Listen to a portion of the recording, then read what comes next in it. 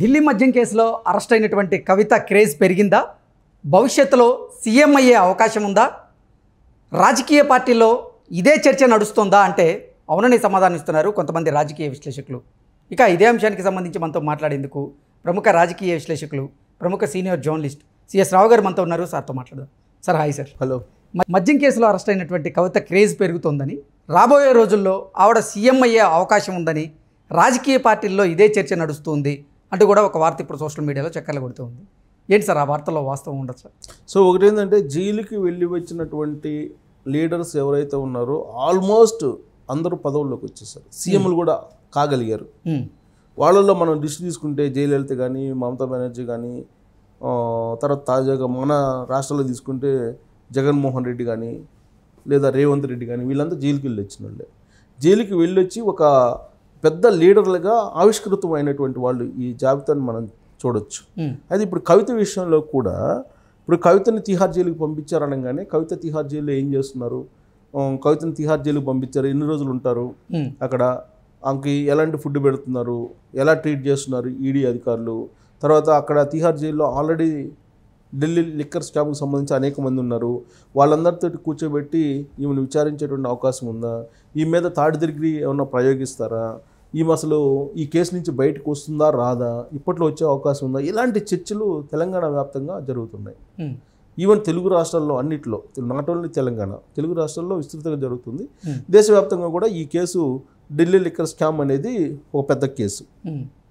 అయితే ఇక్కడ కవితకి వచ్చినటువంటి అడ్వాంటేజ్ ఏంటంటే ఇప్పుడు కేజ్రీవాల్ని అరెస్ట్ చేశారు, తర్వాత అంతకుముందు డిప్యూటీ సీఎంగా ఉన్నటువంటి సిసోడియాని అరెస్ట్ చేశారు.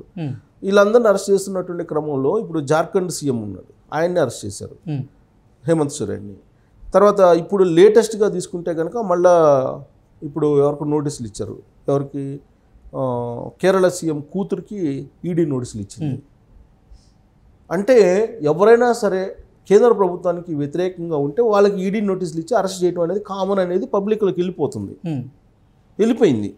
సోనియా గాంధీ విషయంలో కానీ, రాహుల్ గాంధీ విషయంలో కానీ ఈడీ విచారించడం ఇవన్నీ చూస్తే కనుక ఈ ఈడీ అనేది నరేంద్ర మోడీని, బీజేపీని వ్యతిరేకిస్తే విచారణ చేస్తుంది అనేది ఇలాంటి ప్రాపగాండా, ఇలాంటి ప్రచారం బలంగా వెళ్ళిపోయినటువంటి క్రమంలో కవిత నిజంగానే నేరం చేసి వెళ్ళిపోయిందా జైలుకి, లేదా అన్యాయంగా పెట్టారా అనేటువంటి ఒక చర్చ మొదలు కావడానికి అవకాశం ఏర్పడింది.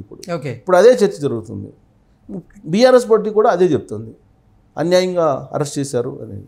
ఇంకోటి ఏంటంటే కవిత తిహార్ జైలుకి వెళ్తూ ఆమె సంకేతాలు చూపిస్తూ, విజయం సంకేతాలు చూపిస్తూ, ఇలా సంకేతాలు చూపిస్తూ పోరాటం జై తెలంగాణ అంటూ, తెలంగాణకి లిక్కర్ స్కామ్ సంబంధం లేదు అయినా కానీ రాజకీయ కోణం నుంచి దాన్ని తీసుకెళ్ళడానికి జై తెలంగాణ అంటూ, తెలంగాణ ఆడపడుచు, తెలంగాణ బిడ్డను తీసుకుని తిహార్ జైలు వేశారని, కడిగిన ముత్యంలాగా బయటకు వస్తానని చెప్పి ఇలాంటివన్నీ చెప్తూ.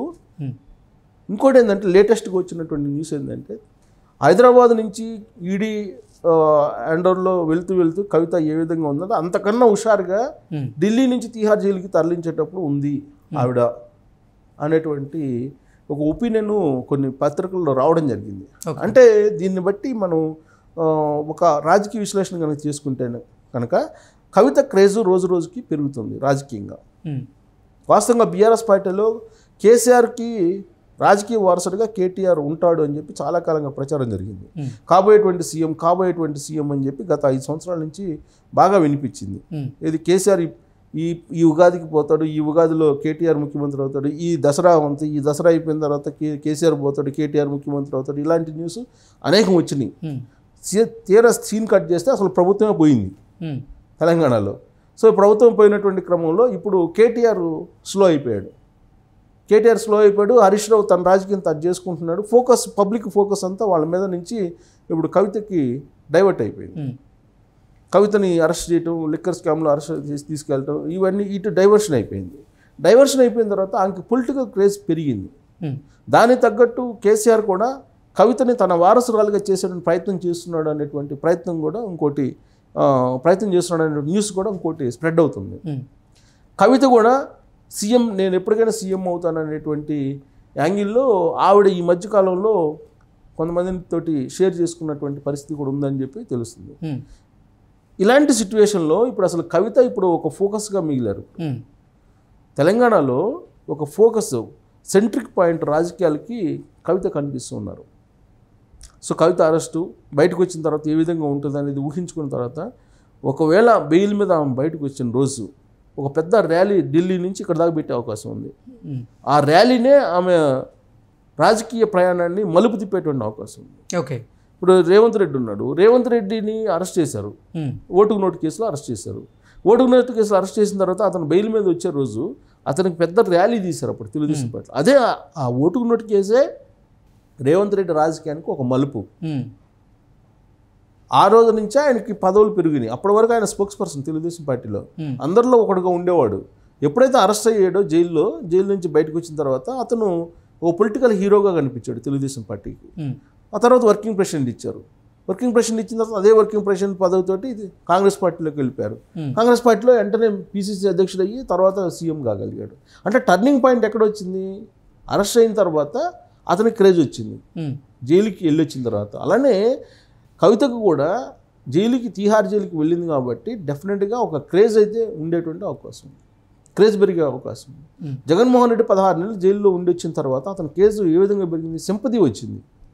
అట్నే తెలంగాణలో కూడా కవిత పట్ల సింపతి పెరిగేటువంటి అవకాశం ఉంది. దానికి తగ్గట్టు ఆమె కూడా ప్లాన్ చేసుకుంటూ ఉన్నారు. బీఆర్ఎస్ పార్టీ కూడా అదే ప్లాన్ చేస్తూ ఉంది. సో కాబట్టి రాబోయేటువంటి రోజుల్లో కవిత రేవంత్ రెడ్డి రాజకీయానికి ఒక మలుపు. ఆ రోజు నుంచే ఆయనకి పదవులు పెరిగినాయి. అప్పటి వరకు ఆయన స్పోక్స్ పర్సన్ తెలుగుదేశం పార్టీలో అందరిలో ఒకటిగా ఉండేవాడు. ఎప్పుడైతే అరెస్ట్ అయ్యాడో జైలు నుంచి బయటకు వచ్చిన తర్వాత అతను ఓ పొలిటికల్ హీరోగా కనిపించాడు తెలుగుదేశం పార్టీకి. ఆ తర్వాత వర్కింగ్ ప్రెసిడెంట్ ఇచ్చారు. వర్కింగ్ ప్రెసిడెంట్ ఇచ్చిన తర్వాత అదే వర్కింగ్ ప్రెసిడెంట్ పదవితోటి ఇది కాంగ్రెస్ పార్టీలోకి వెళ్ళిపోయారు. కాంగ్రెస్ పార్టీలో వెంటనే పిసిసి అధ్యక్షుడు అయ్యి తర్వాత సీఎం కాగలిగాడు. అంటే టర్నింగ్ పాయింట్ ఎక్కడ వచ్చింది? అరెస్ట్ అయిన తర్వాత అతనికి క్రేజ్ వచ్చింది, జైలుకి వెళ్ళొచ్చిన తర్వాత. అలానే క్రేజ్ పెరగడంతో పాటు కాబోయేటువంటి సీఎం కూడా ఆవిడే అయ్యే అవకాశం ఉందా కేసీఆర్ తర్వాత అనేటువంటి ప్రచారం ఇప్పుడు బీఆర్ఎస్ పార్టీ వర్గాల్లోనే జరుగుతుంది. కవితకంటూ ఒక ప్రత్యేకమైన ఫాలోయింగ్ సంపాదించుకుంది తెలంగాణలో. ఓకే, అంటే అరెస్ట్ తర్వాత కవిత గ్రాఫ్ పెరిగిందంటారా? గ్రాఫ్ పెరిగే అవకాశం ఉందని చెప్పి అనేక ఉదాహరణలు నేను చెప్పాను కదా. జగన్మోహన్ రెడ్డి ఇష్యూ చెప్పాను, రేవంత్ రెడ్డి చెప్పాను, జయలలిత చెప్పాను, మమతా బెనర్జీ చెప్పాను. ఇలా అనేకం ఉన్నాయి, చాలా ఉన్నాయి. ఒకసారి జైలుకి వెళ్ళొచ్చారు. కేటీఆర్ని కాదని కవిత సీఎం కాగలదా? ఇప్పుడు బీఆర్ఎస్ పార్టీ నిర్ణయించింది అనుకో, అప్పుడు ఏం చేస్తారు కేటీఆర్? ఇప్పుడు ముఖ్యమంత్రి అభ్యర్థిగా కవితనే రాబోయేటువంటి ఎన్నికల్లో ఫోకస్ చేయాలి అనుకుంటే అప్పుడు తీహార్ జైలుకు మొత్తం, ఇప్పుడు ఒకవేళ తీహార్ జైల్లో ఉన్నా కానీ బెయిల్ మీద వస్తారు కదా. పైగా ఇంకోటి అడ్వాంటేజ్ ఏంటంటే కవితకి ఇప్పుడు ఈడీ కావాలని చేస్తుంది అనేటువంటి ఫోకస్ బాగా తీసుకెళ్ళగలిగారు. ప్లస్ దేశవ్యాప్తంగా కూడా అదే జరుగుతుంది. అంటే ఇవేం చేయకుండా తీసుకెళ్లారు అనేటువంటి ఫోకస్ వెళ్ళిపోతుంది. కాబట్టి డెఫినెట్గా సింపతి వస్తుంది. సింపతి ఎవరి మీద ఉంటుందో, ఫోకస్ ఎవరి మీద ఉంటుందో వాళ్ళకే పొలిటికల్ అడ్వాంటేజ్ ఉండే అవకాశం ఉంది. సో కాబట్టి రాబోయేటువంటి రోజుల్లో ఏదైనా జరగచ్చు బీఆర్ఎస్ పార్టీలో. కేసీఆర్ వారసురాలిగా కవిత సీన్లోకి వచ్చేటువంటి అవకాశం కూడా లేకపోతే